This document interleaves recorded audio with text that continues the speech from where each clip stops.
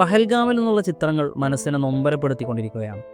വെറും 6 ദിവസം മുമ്പ് മാത്രം നടന്ന വിവാഹത്തിൻ്റെ മധുവിധു യാത്രയിൽ വെടിയേറ്റു വീണ ഭർത്താവിനരികിൽ നിസ്സഹായയായി പകച്ചിരിക്കുന്ന ആ ഭാര്യയുടെ ചിത്രം ആരെയാണ് വേദനിപ്പിക്കാത്തത്? ജീവിതത്തിലെ സന്തോഷ നിമിഷങ്ങൾക്കായി യാത്ര പോയ നിരായുധരായ മനുഷ്യർക്ക് നേരെ എങ്ങനെയാണ് അവർക്ക് നിറയൊഴിക്കാൻ സാധിച്ചത്? നിരപരാധികളായ മനുഷ്യരെ കൊന്നു തള്ളിയിട്ട് എന്ത് നേട്ടമാണ് അവർക്ക് ലഭിച്ചത്? വെറുപ്പിൻ്റെയും വിദ്വേഷത്തിൻ്റെയും വാഹകർ ഒരു മതത്തെയും പ്രതിനിധീകരിക്കുന്നില്ല. അവർ പ്രതിനിധീകരിക്കുന്നത് അവരെ മാത്രമാണ്. അവർ പ്രവർത്തിക്കുന്നത് അവരുടെ മാത്രം ലാഭത്തിനും. തീവ്രവാദവും വർഗീയതയും തോൽപ്പിക്കപ്പെടണം. സമൂഹത്തിനിടയിൽ ഭിന്നിപ്പുണ്ടാക്കാൻ ശ്രമിക്കുന്ന വിഷജീവികളെ തുടച്ചു നീക്കണം.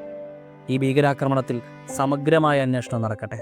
പ്രവർത്തിച്ചവരും ആസൂത്രണം ചെയ്തവരും പിടിക്കപ്പെടട്ടെ. അല്ലാതെ ഇതൊന്നും അറിയാത്ത വലിയൊരു വിഭാഗത്തിന് മേൽ തീവ്രവാദി ചാപ്പകുത്താനും അതുവഴി സമൂഹത്തിൽ ഭിന്നിപ്പുണ്ടാക്കാനുമുള്ള മറ്റൊരു രാഷ്ട്രീയ ആയുധമായി ഇത് മാറാതിരിക്കട്ടെ. ഒരൊറ്റ ചോദ്യത്തോടുകൂടി അവസാനിപ്പിക്കാം. രാജ്യത്ത് നിന്ന് ഭീകരവാദം ഇല്ലാതാക്കിയെന്ന് അവകാശപ്പെടുന്ന കേന്ദ്ര സർക്കാരിന് എന്തുകൊണ്ടാണ് അവരുടെ വാക്ക് വിശ്വസിച്ച് യാത്ര പോയ സ്വന്തം പൗരന്മാരെ സംരക്ഷിക്കാൻ കഴിയാതിരുന്നത്?